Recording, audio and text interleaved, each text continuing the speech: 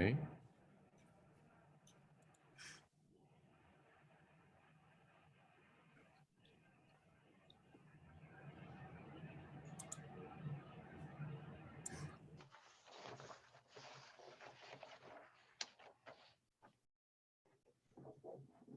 Hello, everyone. My name is David Ashton of Dash Design, and welcome to the Ageless Living Collaborative, our webinar on communications. This is my first time moderating, so it's a little reversed, and my partner in crime, Phoebe Stein, will be part of the panel. Ageless Living Collaborative is, we're a collective of advocates who are passionately dedicated to creating optimum outcomes for senior living. Our mission is to provide free industry shifting information so that together we can develop optimum environments that are safer, healthier, humanistic, and joyful for those that are being served and those who serve in the senior living industry. Today we're going to talk about communications and communication strategies. One bit of housekeeping, Phoebe, again, Stein, who's my partner, and co-founder of this organization. We're happy to announce that we have a joint partnership with NEWH and have established a scholarship for students interested in studying senior living at the university level. So again, our website, if you're interested, is agelesslivingcollaborative.org, and you can donate to the scholarship through NEWH, which is NEWH.org. So we're super excited to have that established. We've already gotten some in today, so that's exciting. Amazing. No, it's really great, and the fact that we can really change things through education is a very powerful thing. We have as our panelists today, we have Phoebe Stein, who's president of Olive Presents, as well as co-founder of the Ageless Living Collaborative. We have Jennifer Tapner, who's managing director at Watermark Retirement Communities. We have Joseph Jasmine, CEO and managing partner of American Healthcare Management Group. And we have Scott Miller, who's chief marketing officer for Garden Spot Communities. I'm stuttering through this. And it's not a mistake that both Jen and Scott have Philly backgrounds. They really do share a city. Close and by. Joe wants us to know who his sports team is. So there you have it. I could do a little short bio on everyone, Phoebe, would that make sense? And then we can go into the question. Sure, if you'd like to. I'll just talk. So Phoebe has been a relentless advocate for emerging and existing brands throughout her career. She, from the launch of cellular technology in the U.S., West Cellular in the mid-'80s, to launching flat screen technology for Sony in vertical markets, Phoebe has helped build brands and industries in various segments. She's been highly involved in the hospitality industry for the last 20 years and helped launch revolutionary brands like Krypton. And for the last number of years, she's been really working to develop and evolve the connectivity of senior living design segment by aligning designers, manufacturers, suppliers in meaningful industry events. Phoebe is an expert in communication, has a lot of experience in crisis management work. One of the things that I find fascinating is her involvement in the aftermath of the Exxon Valdez oil spill, where she won lots of accolades for dealing with that situation, which was quite difficult. Jennifer Tapner, as I said, is managing director at Watermark Retirement Communities. She has been at Watermark since 1996. And as she says in her bio, why would someone spend their entire career with one organization? Well, she says that their mission is aligned with her values, creating extraordinary and innovative communities where people thrive.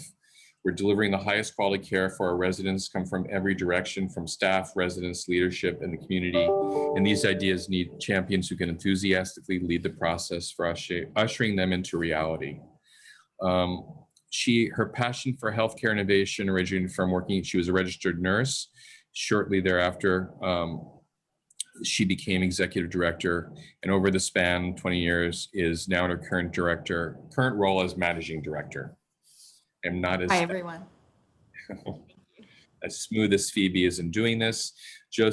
Joseph Jasmine, CEO and Managing Partner of American Healthcare Group, serves as CEO, Managing Partner of American Healthcare Management Group, a nationally recognized consulting firm focused on operational and financial improvement in the following areas: multi-hospital health systems, standalone hospitals, rural hospitals, large physician groups, senior living communities, mental health facilities, and family-owned enterprises. Joseph is founding partner in Elevate Senior Living, a new mid-market assisted living and memory care community solution designed to serve the retired teacher, firefighter, policeman, factory worker, public service worker, among other middle-class retirees that are the backbone of our society. And we'll likely do something on Elevate with Joe at another webinar, because that is a really exciting initiative. We're super excited about it and we're ready to roll it out. And finally, Scott Miller, who's Chief Marketing Officer for Garden Spot Communities. He leads the team responsible for brand identity, internal and external communications, the Garden Spot experience, marketing, sales, and cultivation of culture. He joined Garden Spot Communities 15 years ago after a 23-year career in technology industry. Scott is passionate about leadership, innovation, or organizational culture. In addition to marketing, sales, and communications, experience includes business process reengineering and widespread organizational change. He's the editor of Destination Magazine, co-host of the Endeavor Monthly video series, and Garden Spot Communities podcast, Purpose and Retirement. So with that, I think we can start our conversation. And it's going to be a roundtable discussion. So we have no visuals for you guys, but you get to watch us. It's a very interesting and important topic of communications. So I think we'll start off with our first question, but again, this will kind of evolve as a discussion. So I think we'll start with Scott and discuss, do you have a communications philosophy, Scott? And what is it? And then allow everyone else to chime in. Yes, we do. And we put some thought into that. I was thinking about this earlier, and I can sort of show this to you. This is, I don't know if it's coming up or not. It's not coming up. So it's called Crisis Communications at a Glance. And that's just a one pager for, because the first half hour of a crisis is like chaos. And so this is at a glance. And so our philosophy is basically to build, trust and confidence with our constituents. And we think about that like serving up a warm cup of tea, where T stands for be transparent, be empathetic, and be authentic. And so that's sort of the philosophy. And then there's a number of bullets on here that people can just sort of glance at it very quickly in that crisis to help, guide things forward. I love that. Can you tell me who holds that paper? Whose hands is that in? There's a crisis. Where's that paper? We have a crisis communication plan that is tied directly into our overall emergency response plan. And so those two documents go hand in hand. And It's the very first page.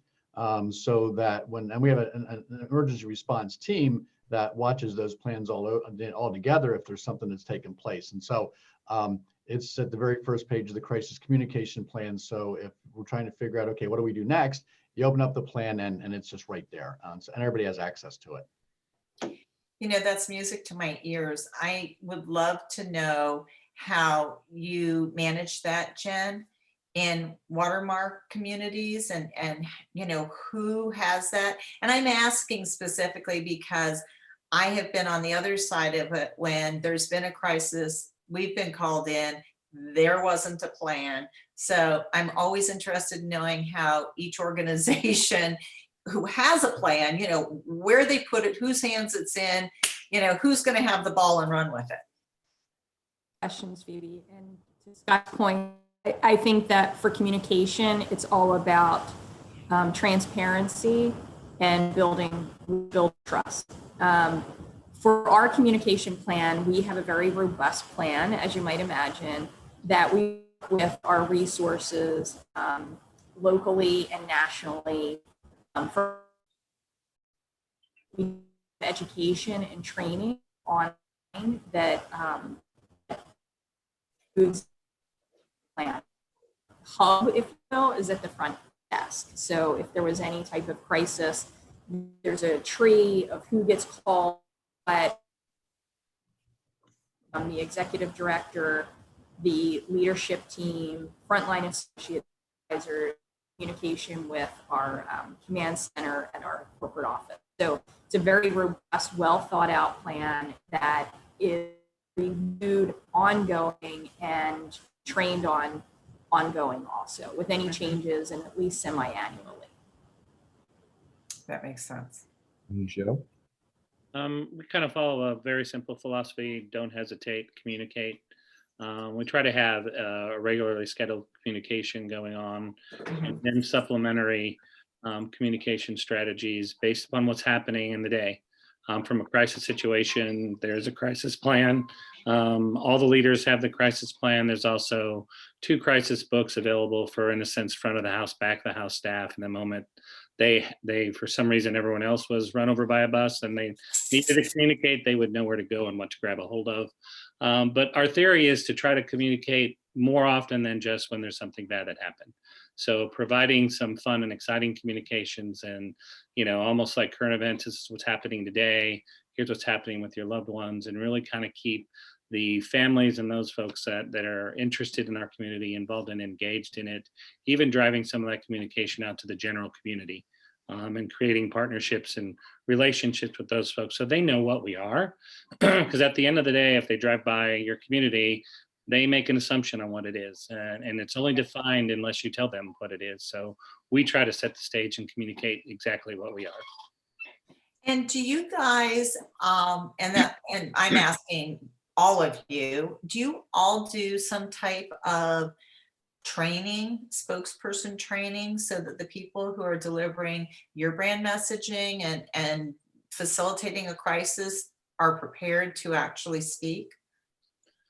We do. We encourage folks to participate in community programs and community events to actually practice speaking in front of, you know, humans in public. We also go through some Q&A sessions with them, and you know, we don't grill them, but we do have a little bit of fun with it and laugh. And then the most favorite part is videotaping ourselves and then rewatching it together, maybe perhaps with a glass of wine, and then we can really laugh at, like, oh my gosh, do I really look that way when I talk? I think that makes it a little less stressful. Sure. Even me, I'm pretty good at talking in public, but throw the camera up and all of a sudden what's naturally in my, you know, coming out of my mouth doesn't come out. So it's kind of interesting to see. I think that. we've all been there. For us, we myself, I'm trained. I've been trained many times through a variety of different you know, sessions of that nature. The person, Juanita Fox, who is responsible for our media experiences, she is trained as well. So both of us, as is our CEO and our COO, and so we're all trained. All of us have a tendency to do a lot of videos, sort of like you mentioned, Joe. You know, I think you mentioned, David, at the beginning, we do a monthly video. And so we see ourselves on tape a lot. We see ourselves on video a lot. And so we use that to sort of monitor how we speak and what we do, so that we can have that sort of non-anxious presence, if you will, in the things that we do. So important. So when you talk about that, what are the practical benefits of effective communication? I mean, you guys have different plans. What do you see as the positive outcome? Because I think a lot of people see this as don't see this as important as other aspects of the business. How do you see the benefits? I think Jen is signing back in. I'd like to drive the narrative in communication so that we're, in a sense, in a driver's seat when it comes to the communications. Specifically in a crisis situation, I'd rather be able to tell the story than someone else tell the story for me, or put me in a position where I have to respond to the story that perhaps isn't as accurate unless I set the stage. The other thing I think is we try to be very clear, obviously very honest with what's happening, and make sure that we give facts that we can support, and no assumptions in that discussion.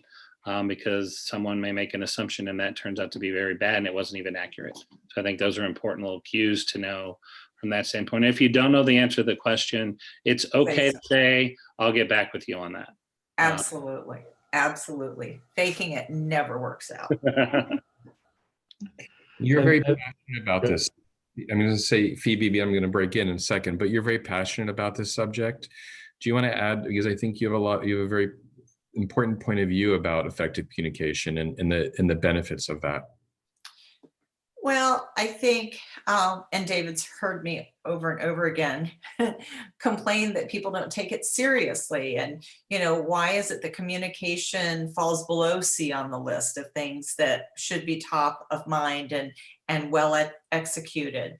I think about not just the opening of a property, but the daily workings of a property and communicating to all the people who are involved in it, from the staff to the residents and the families. And oh, it doesn't stop there. What about the community outside?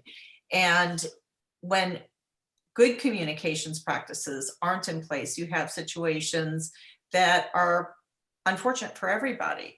My own mother was in senior living years ago, and she called me one day and said, "We're not allowed to leave our apartments." And I was like, "What?" And she said, "We can't leave our apartments." And I was like, "Well, why? What's going on?" And she said, "I don't know. They're not telling us." And I said, "Well, it's time to go down to meals. What do you mean you can't leave? Are you going to be able to eat?" "Oh, they're bringing us meals." It's like, what's going on here? Well, at 10 o'clock, I heard the evening news, and all the media were in front of her building, and they were talking about norovirus in the building. This is not how somebody should learn.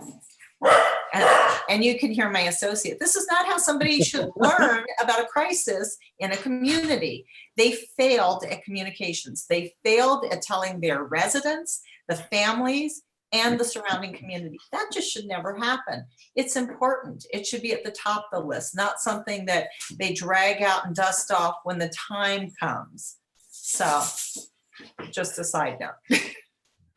And Scott, you were going to add, I cut you off. I'm sorry. Oh, no, that's okay.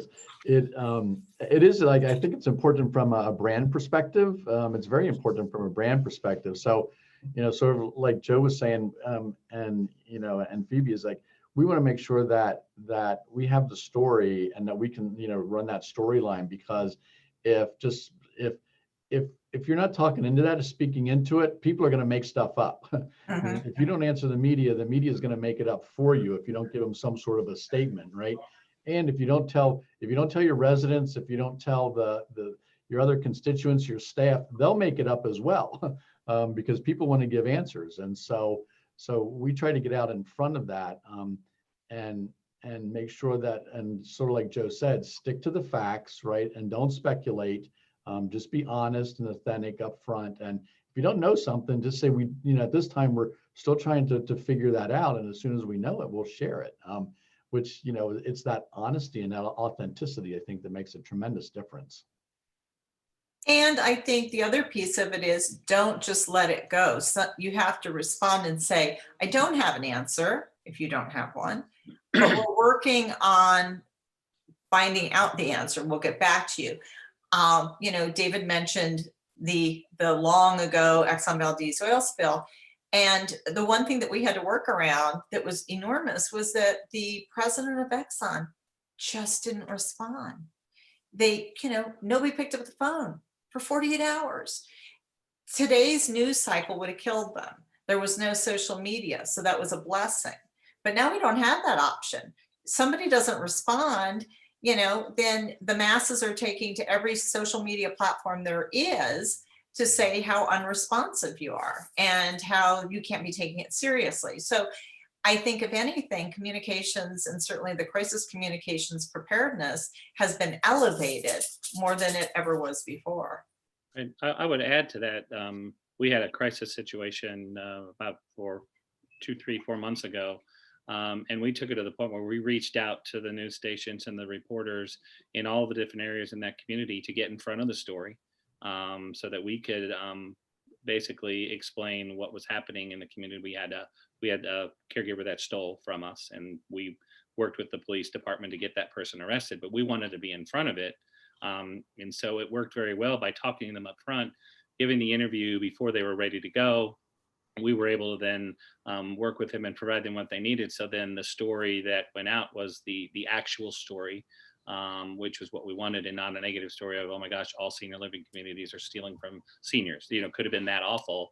And it was senior living communities get together and basically catch the crook, which was really the spin that we wanted to be, because that's what really happened. Yes, that the person did steal, but we were able to recover it. But managing that could have gone completely the other way for us. Right. And so by being in front of it and basically making ourselves available, I told them, you call me whenever, I will drop everything and talk to you. And we did a couple video calls, and so they could have some real, and I think that saved the day for us. I think it does every time you're open and transparent and authentic about it. I think that we often think about communications to the outside, but it's just as important for the inside, right? It's just as important that we're communicating and getting feedback from our residents and from the staff and from the families. I know Watermark does a great job with that. Do you want to talk a little bit about that, Jen? Yeah, absolutely. Our thought is, if you communicate with the residents and they're kept in the know, then it just promotes a great culture and a highly engaged resident population. They want to know what's going on. It's their home. We should be, transparent and sharing updates with them. And the extension of their family, their adult children, are usually very involved. And we actually have a tool, it's called the Family Communication Tool. So to Joe's point, he had mentioned earlier, it's not just all of the crisis communication, it's what we're doing well, what we're doing fun, what we're doing interesting that sets us apart from what other communities are doing. And so we have a family communication tool where the executive directors will provide information, highlights, how things are going, even attach social media buttons so that they can tell us online how we're doing, sharing the calendar so that, right now it's difficult to invite families in for big gatherings, but in a normalized situation, share the calendar, come enjoy, tea on Sunday, or we're doing this outing, please join us. And it just creates this really contagious, wonderful culture. So it's reporting out the not so great news, but also all the wonderful things that's happening in the community. And I think that that's so important. It really drives engagement overall. We, David, I don't know if you're watching the crawl, but one of our collaborators, Kevin Swanson, asked, how is social media affecting the communications in our world? And we've all seen it, to a degree, especially during COVID.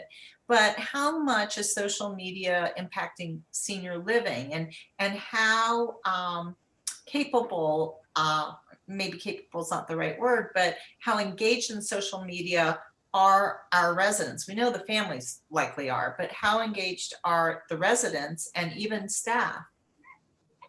I think a portion of the residents are very engaged in social media and active, and they use that tool to see things going on about their families and friends and what have you.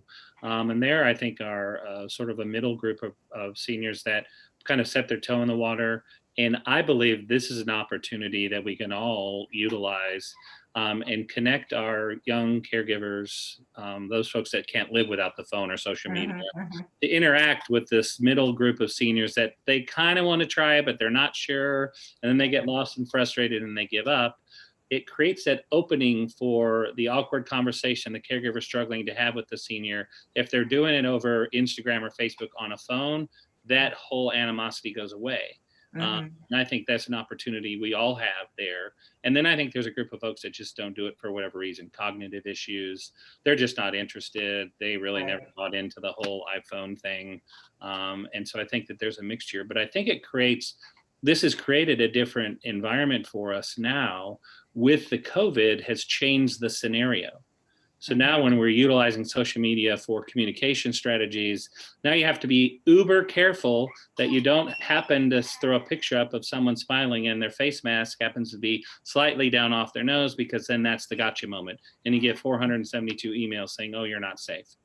So now it makes it almost worse because every moment is being basically parsed because of the craziness going around with COVID. So now you have to be very careful. And basically we say, don't post anything on Facebook unless you've really looked at every moment of it, because no one's perfect and it does happen, but we don't want to create a crisis that isn't there. Right, right.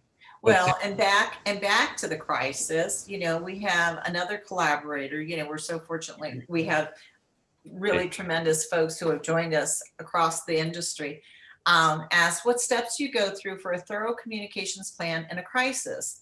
Worst case scenario brainstorming session. Okay, so this is an enormous question for all of us, right? We've all been sitting through these maybe brainstorming, but development of a crisis communications plan. So what would we say would be top 5, say, steps, just, top of mind right away? What are the top 5 things that you have to do in a crisis communications plan? I think you got to understand the problem. I think you have to dissect or analyze the problem, Mhm. create a solution, make sure that you fact check your solution, and then deliver your message. That would be 5 for me. Excellent. Faith Marabella, I hope you caught all of those. Scott, want to Very add to good that? answer. It was a perfect answer. It was a perfect answer. I don't know that I have much more to add to that, but really analyzing the situation, being nimble, I think is important also. What your original plan may not be what carries you through the end. So being nimble and adapting to the plan to the situation. Because sometimes, what you initially think you're dealing with evolves or it might change. So other than that, I think Joe's answer was pretty spot on. Do you want to add anything to that, Scott? I think the one thing that I would add to that is don't wait till the crisis to do it. Exactly. Hire a crisis a communications firm well before, talk to them, create your plan, have scenarios that you have played out so that you have a good sense of what's going to happen. You may not know what the exact crisis you're going to deal with, but if you have press announcements, if you've done scenarios ahead of time, then when it actually comes time, you are far more prepared than if you're listening to your attorney who's telling you not to do anything, and talk to them and not talk to the media. So you do bring it up ahead of time. that is a really interesting point. And I think we've all maybe sat across from legal counsel when it came to a crisis time, right? And I think if you deal in crisis communications, that is going to happen at some point. And typically the lawyers will say, don't say anything, right? And we know we have to say something, and we have to be forthright, and we have to be sincere, and we have to be authentic, but we have to deliver a message that is accurate, most importantly. And that is not an unfamiliar situation, tussling with the lawyers about what you want to say, whether you're going on air or you're talking to an edit board, whatever it is, that is something that we are often faced with. I often tell people, here's the crisis plan, but don't put it on the shelf. You have to look at it. You have to review it. You have, quarterly is not too often to make sure, oh, so-and-so left and they were going to deliver the message. Okay, we've got to manage that. There are a lot of things you have to look at. So that should be part of the seasonal cleaning, so to speak, on the administrative side. And we have 2 sites, so we're not that large, but we have crisis communication agencies on retainer, so that if we need that, we just pick up the telephone, and we have some uninvolved advice that can talk to us as well. So that just makes a lot of sense for us. That's stellar. Kevin just asked our next question, actually, so he's ESP. Got the notes, doesn't he? He didn't have them this time, but I'm not surprised that he knows what to ask. He asked, what is the best form, which was our next question. What is the best form or type of communication you find is best for senior communities? Phone, letter, emails, etc. And that was actually, our question was, that was our next question. So maybe Jen can open up with that. I don't know that there's a best. I find that it depends on the situation at hand.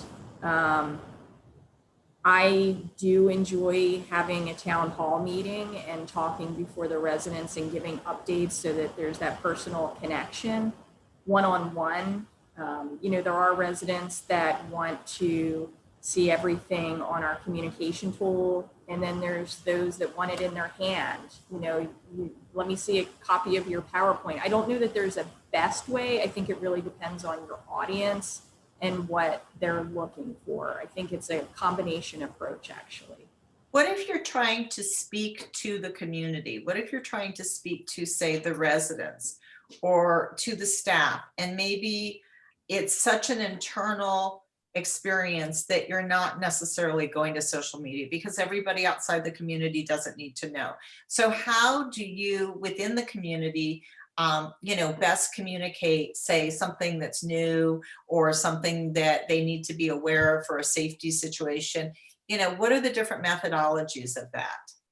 And I think everybody has like a residence council or something like that.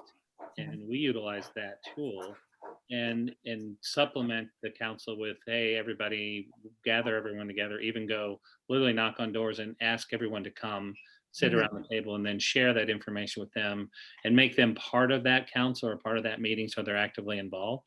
And there are several that don't care and they don't want to be part of it. But the majority, I think, really appreciate that extra effort that we've gone to. Phoebe, I have a question for you actually related to this because we talk Follow. social media. Sorry, Dave. Oh, go on. And I agree that, a council is very important and they're representing the community at large. And they usually have a secretary that takes minutes that's distributed to everyone. So it's like a verbal and then following up with something in writing, because sometimes there's miscommunication or misinterpretation of what you said. And it's good to follow it up with writing. Exactly. Like that whisper down the lane. Right. 100% right. With social media, you really have, you have everyone in a community is communicating. So, and it's instantaneous, and it only will get with technology quicker and more immediate. How do you manage that? And Phoebe, do you have a point of view on that? Because everyone in the community is becoming a point person, really, use, especially with the advent of social media and everything going on so quick now. So that kind of puts a lot of folks in the critic lane, right? Because it's their opinion and it's their analysis and it's their maybe positive, maybe negative criticism of what's happening. And I do think that becomes a little bit dicey for communities, because if you have one person who is disgruntled and you have 99% enthusiastic and excited, that one person can take to social media platforms and create doubt, right?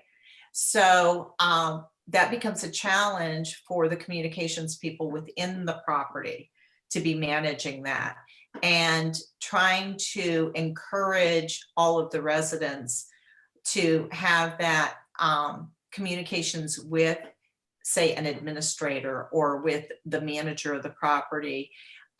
If there's anything that they seem to be unhappy with, that they need to come immediately to them so that they can resolve it. I think it's really important to have that trust, as Scott and Joe and Jen have spoken to, because with that trust, then you're likely to get the residents to come to you so that you can mitigate what that might be before they take to social media.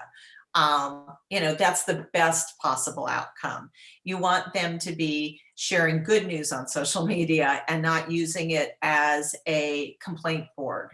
I did wonder how many of you guys, Scott, Joe, Jen, use any type of, for fast breaking news kind of thing, leaderboard use or anything like that people might see as they come into the dining room or, during the day as they go about their business, so they know that something's new, that's something you want to convey quickly.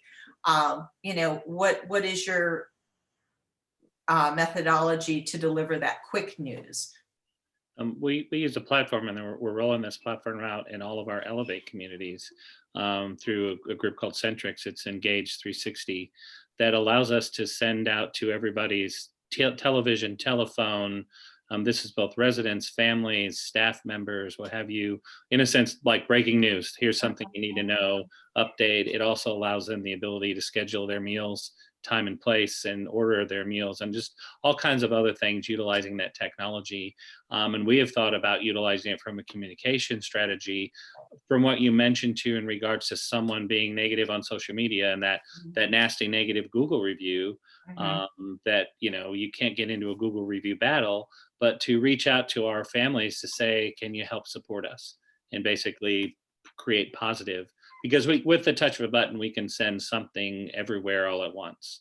And so, utilize for activities and what have you, but the communication events and things that we think are important would be, right up there on the screen for them. And then you got to ask them which way they want it, so you don't wear them out with updates, because there'll be a lot of families that say, I don't want any of that. And so you got to honor that as well. Right. Do all of you have a channel, a TV channel that you connect with the community? So if somebody tuned into that, they would see something that's new? Some of our communities do, but we do utilize Connective Living, which is a platform that is in the elevator lobbies, going into the dining room, and you can update with crawls. You can put pictures of whose birthday it is if they so desire, want it posted, weather, local attractions, which is a really good communication tool. Yeah, for us, we don't have any screens at this point, and well, we have one in a public place, and I think it's the same platform. For me personally, I've never been very happy with the solutions for senior living. They look infantile to me.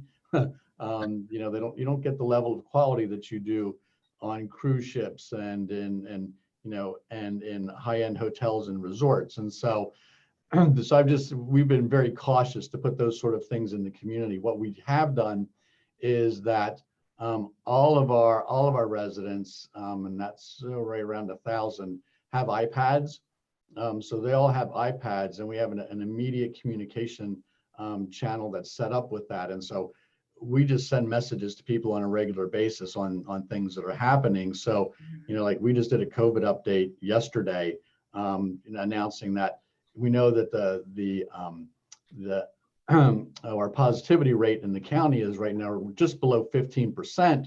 If we hit 15%, then we ask people not to have visitors, right? And so we just reinforced that yesterday. So that's what we do internally with those things. As far as staff goes, we send emails to all the staff.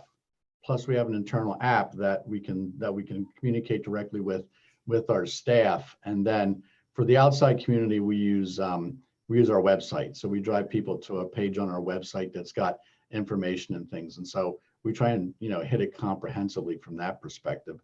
From the social media platform, we're fairly active on social media. And so if we get bad reviews, we typically respond to those with a fact or two, and then we just say, here's a telephone, please call us, here's a telephone number, and we'll talk to you offline. And that usually shuts everything down. That's excellent. Of those folks who have iPads within the community, do you have 100% utilizing the iPads? Yeah, we do. It's because actually it's set up so especially if you get an alert announcement, it comes up and it's pretty obnoxious. And so it draws people over to tap it and look at it and turn it off. Yeah. That's great. Very interesting. So they love it. They absolutely love it. They couldn't imagine not having it anymore. So, and that's everybody who, we have a fair number of people that are in their 50s and 60s, but we got people in residential living who are in the 90s, and it's the same all the way across the board.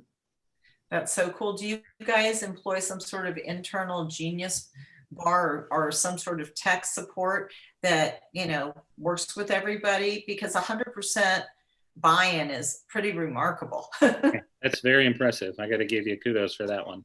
Yeah, we do. So our IT team, and they're really busy. They're like a customer service team, and so they do a fantastic job. Wow. And we default to the youngsters who know how to use the tools much better than that, and it seems to at least work for now. That makes sense. So this brings us around. We touched on COVID and kind of jumping to the next questions, but how did you guys initially communicate to families regarding the COVID outbreak? I mean, initially our thought was to create a sense of calm and knowing that everyone did not know what was going on and there was so much different information happening, to let them know, here's what we're going to do. Here's what we're going to do immediately, kind of a step by step, to keep your loved one in place. We were restricting visitation at that point immediately to just family and caregivers, doctors, the people that actually had to be there. And we then put out a communication with the exact steps that we were doing, which rooms we were cleaning, which people were working in zones. We gave them a lot of detail, mainly because we wanted them to know that we had a plan and that we weren't just winging it. And then as it progressed, we stopped doing the communication in a sense in a daily basis, but more kind of in a weekly, because then it got to it where they were comfortable knowing what was going on.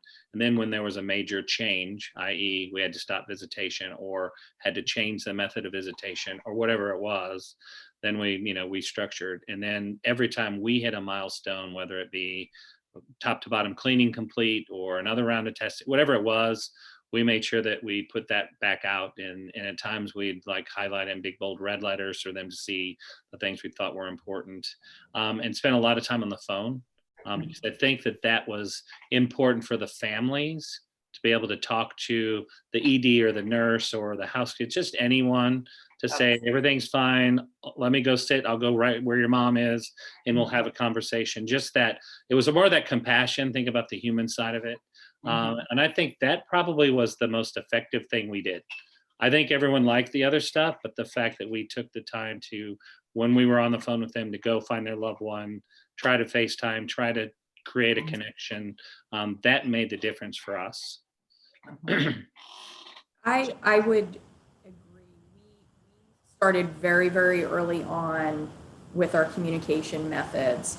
We started weekly. It actually was far more frequently than weekly, but currently it's weekly family communication e-blast, and it's specific to the community, the prevalence, what we're doing, disinfection practices, very much a State of the Union. In addition to that, we created an internal and an external COVID site for family members that they can go on to. And it's very robust. It talked about, disinfection protocols.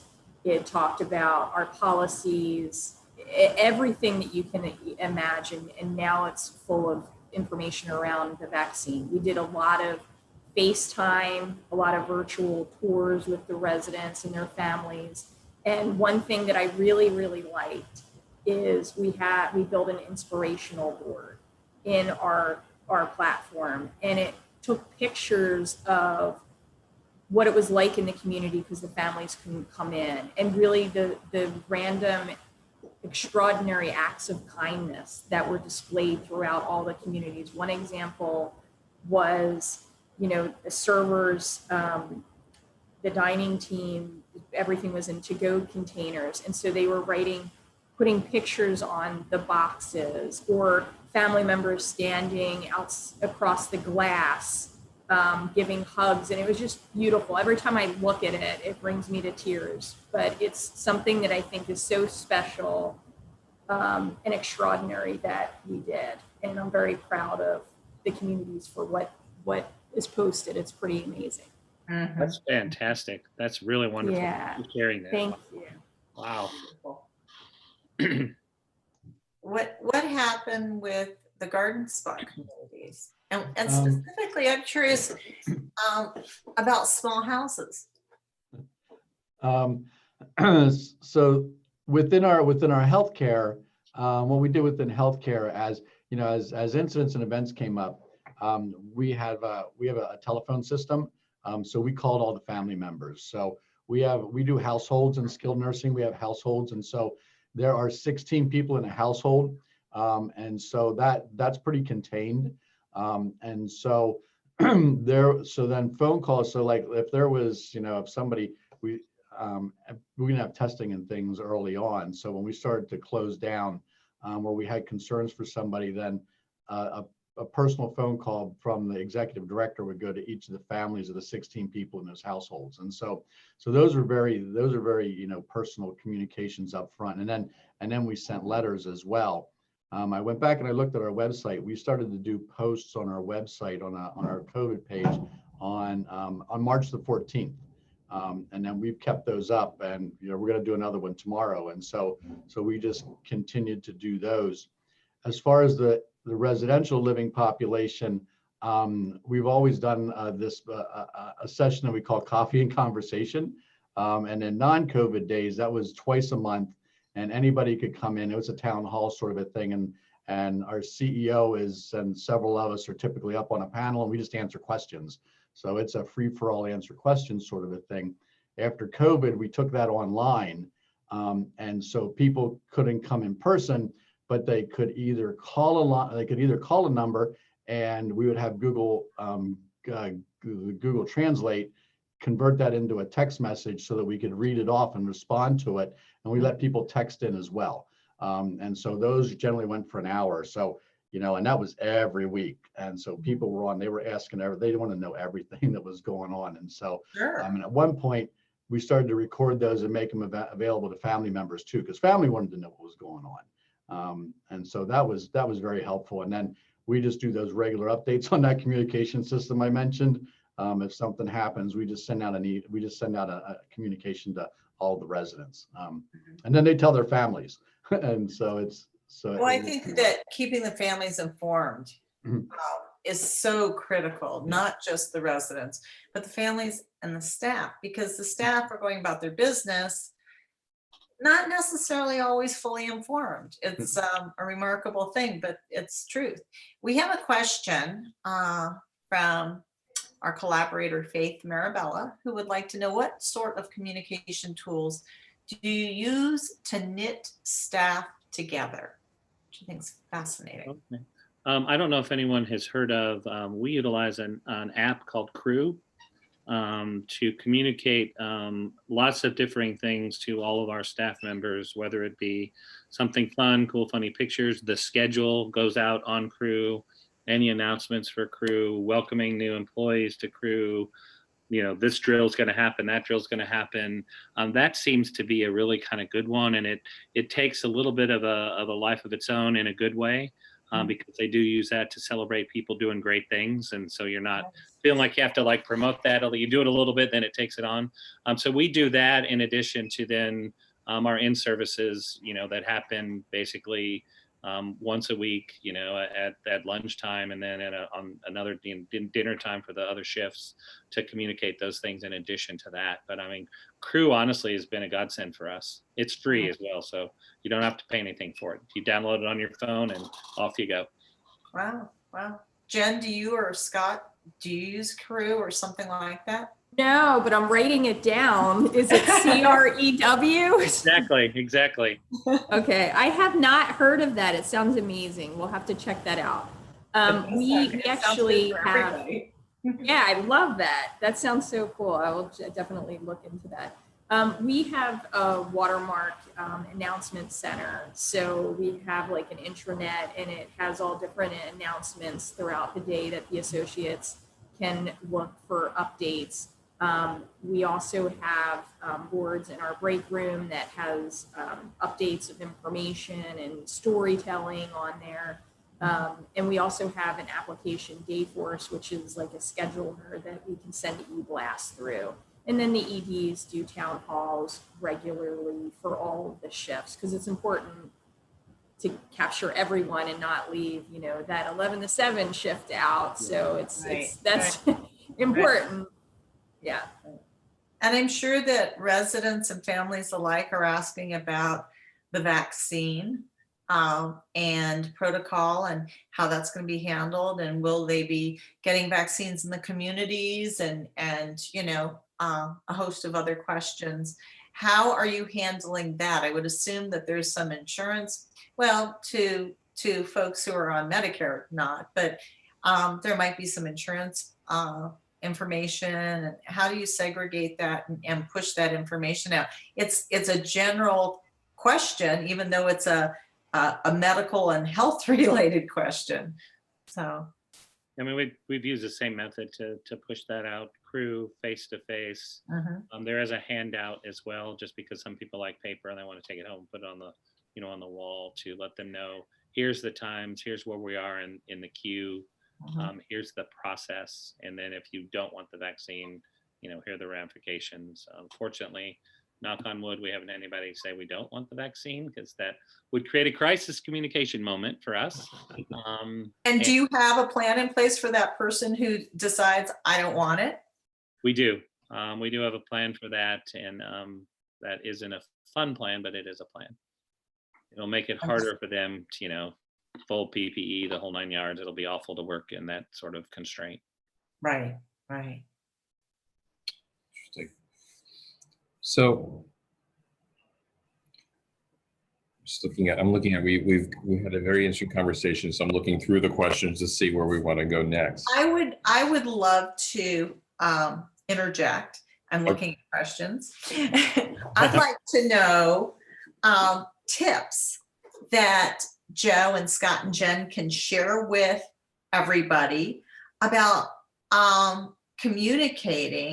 improving communications with seniors. Like, what do we need to know to better communicate with seniors? Jen. Good thing David and I are, co-pilots on this, Yeah. right?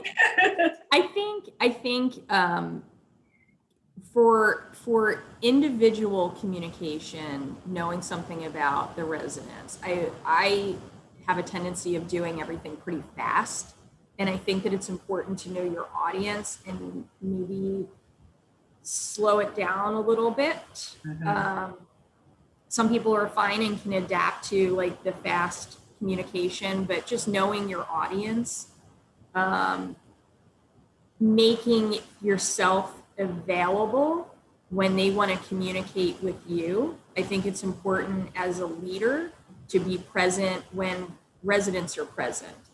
You do, there is a time to be in your office and get paperwork done, because that has to be done. But I think it's very important to be present.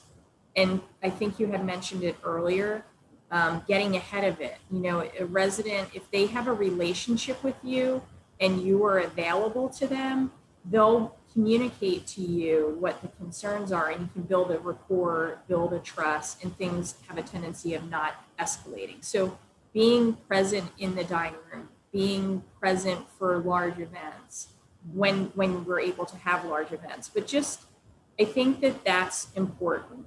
Having the balance as a leader of being engaged and present and also getting your other work done.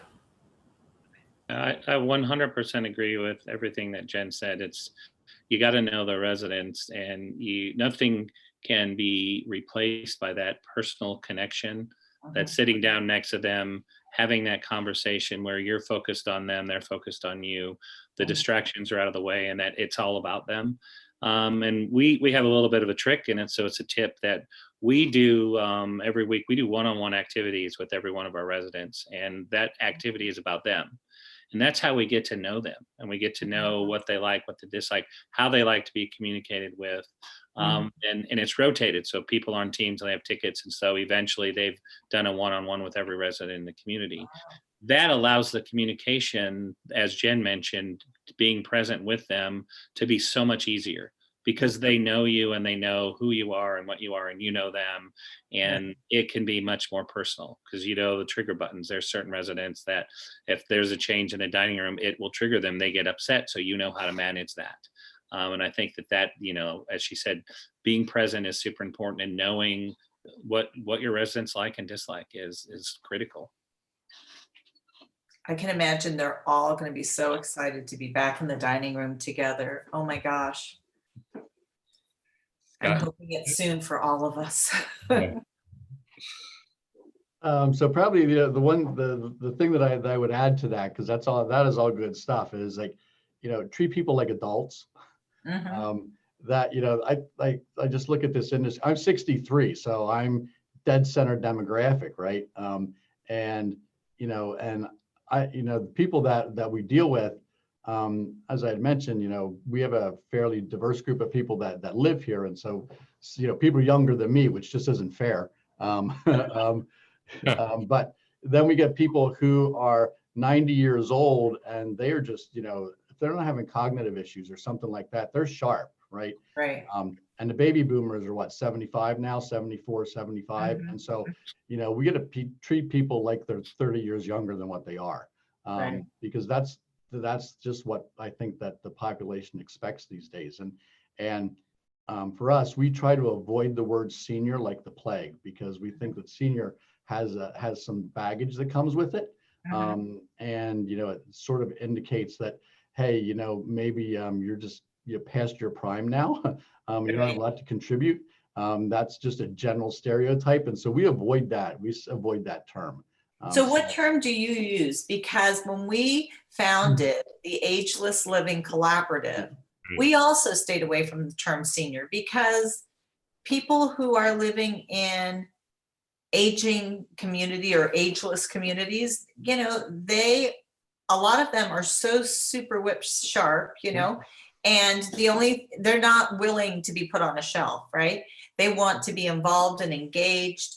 Maybe sometimes their bodies won't let them, but their minds still will. So all of that has to be taken into account. But what term and how, this is a great communications puzzle. If we are talking about this demographic as ageless, what steps are we going to have to take to change the nomenclature of this segment to something other than senior living? Yeah, I don't think everybody's got a good answer to that. We use older adults, so we talk about older adults, or we'll also talk about 60 somethings, 70 somethings, sort of pulling off of that 30 something. And so, just sort of look at those groups of people. So we'll do those types of things rather than addressing it as seniors. Yeah. I think it's an enormous challenge because we're so focused on labels. And I just want to call them by their name. And they're humans. And so humans is weird or awkward, or, so I don't have a great answer, but it's one of those things we struggle with. It's kind of like, we struggle with a lot of nomenclature in the senior space because you don't know what to say. Yep. No, it's true. I like to talk about retirement because I know still in my mind, retirement is freedom. Because if you ask anybody, you say, hey, if you won the lottery, what would you do? They're going, I'm going to retire, right? And so some people really look at that word retirement like, put out the pasture, but like not me. I look at retirement like, oh, that's when the fun starts, right? Yeah. Maybe we can call them future Caribbeans. Because there we go. Where we want to go. I don't know. For some people, the term retirement is so scary. They never want to retire because they think that's when they stop, right? And I might fall into that category. I don't see ever sitting around and not doing anything. There's got to be more evolved terminology for different ways of thinking, because as you age, it doesn't mean you want to stop doing things. It means maybe you want to explore other things. But retirement sounds so sedentary, and it really isn't representative of most of the communities. Most of them are very vibrant. I would love to explore. Somebody wrote a question that I wish I had written. I didn't. How do you see the relationship between crisis communications and brand credibility? And I would say, let's just call it communications and brand credibility. And think about around these corners of social media and brand credibility, right? Let's talk about that a little bit. Who wrote this question? It's really a good one. I think it goes to go ahead. Really the beginning of the discussion. We talked about being upfront and honest about what you're communicating, because if you're representing your brand and you're out there talking about it, you become the brand at that point in time. And the key though is it has to continue. So the communication you provide has got to continue down at the community level. So if you're talking about X, Y, and Z, you better make sure that the community is also talking about the same X, Y, and Z that you are, so that there's the credibility and the consistency with the message. And that then further down the line, back of the house, caregiver as everyone else understands the same message, or that's going to blow up in your face, and that's when it starts to hurt your brand. Agreed. So how do you get all these different factions? And boy, there are a lot of them, from folks who are working within the community, to the families, to the residents themselves. How do we get everybody on message? That's a really, very different set of folks. Is smoke and mirrors the wrong answer for that?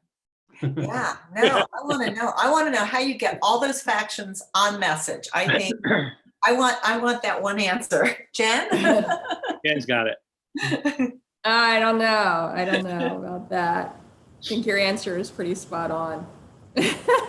Yeah, smoke and mirrors aren't going to get, that's not the authentic approach, but it would be an That's true. interesting study, I guess, to see if we could get a whole community, including their families and the staff, all on message and understanding what the community's about, why you live that message in the community. I think that's nirvana. I'm not sure. Yeah, I think it's virtually impossible because it becomes the telephone game. Mhm. And the interpretation of the message gets changed as it goes, even from person to person. And at the end of the chain, it's completely different. All of a sudden, we're having bananas for dinner, and we really were talking about, pumpkin squash soup or something, and it just changes all the way through. So I think, like you said, it probably is nirvana. I'm not sure that that's even possible, but we'll all go down trying. I think, one of the ways to help to get to that, like, I know our mission statement is pretty short and succinct. It's that we will enrich the lives of older adults as an expression of Christ's love. And so that's it. And our CEO uses that, we use that, that's on our website. I mean, it's not front and center because we're not trying to hit that faith-based thing, but it's in there. So you see that.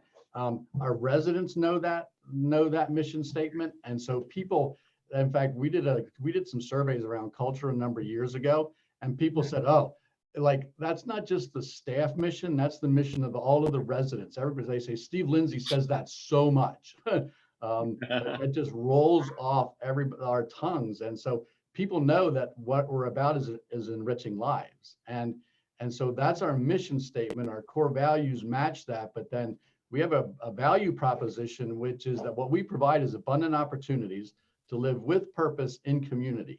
And so, it's opportunities, purpose, and community. And so between the mission statement and that, all of our messaging just centers back around being authentic and transparent is how we accomplish all of that. And it all knits together so It beautifully. does, yeah. I think sometimes I see names of communities, and then because somebody said you need a subhead, it goes in there, and it really has nothing to do with the community or the lifestyle or what that brand really represents. And I do think that it's really important to have a very succinct, be it mission statement or brand identifier, that people understand and know that they're living that as they live in that particular community, because each one is so unique. One of the ways we measure that is when we do applications, people fill out the applications. And if we ask them, like, why do you want to live here? And like, people come back, they say, oh, because of all the opportunities and living with purpose. And so when your constituents are feeding that back to you on the application, That's a win. It must be getting out there some way. Yeah, good job. Yeah. That's a win. So we've come to 5 after 5. The sun's setting behind Phoebe. I can see her background's getting dark. This is a topic that is very important and could go on for another session, which we probably will end up doing. I wanted to thank, and Phoebe as well, thank all of our panelists for participating in this, and everyone who's attending the session. It is being recorded, so we'll be able to send it out to folks to watch at a later time. And I don't know if Phoebe. They can get it on our website, on the agelesslivingcollaborative.org website, where all of our webinars are. And then our next webinar will be in January after the holidays, which will be on affordable senior housing, which is a very important topic. And I just wanted to wish everyone a very happy holiday. Thank you for participating. And Phoebe, do you want to end with, you're such a good moderator. I couldn't fit your shoes, but We tried. For doing this. This was fun. We never get to, do this together. So this has been a real fun thing. I really do appreciate Scott and Joe and Jen joining us today. I hope we can call on you guys again for yet another communications panel. This is should be an ongoing conversation within communities, about communities, and we welcome your insight and feedback and really appreciate you joining us today. We look forward to this affordable housing webinar coming up in January. And again, we start with nomenclature, right? Because affordable housing doesn't mean Section 8. So Right. make sure that you join us. I think we'll probably be the 21st of January, and learn more about what it really is, because it's not Section 8 housing. Affordable housing means something entirely different in senior living. So that should be a very exciting panel. And I want to remind everybody that we have a brand new scholarship fund with NAWH. If you would like to gift to your clients, if you would like to just donate, we would be delighted to receive your donations through nawh.org/Ageless Living Collaborative. And that will help us to help a young aspiring designer think senior living is really cool, and join us as a young person with fresh ideas to help move the needle for our residents and families. So thank you all. Thank you, everyone. Thanks. Bye. Have a great holiday. Be safe, Thank you, everybody. Bye. Bye.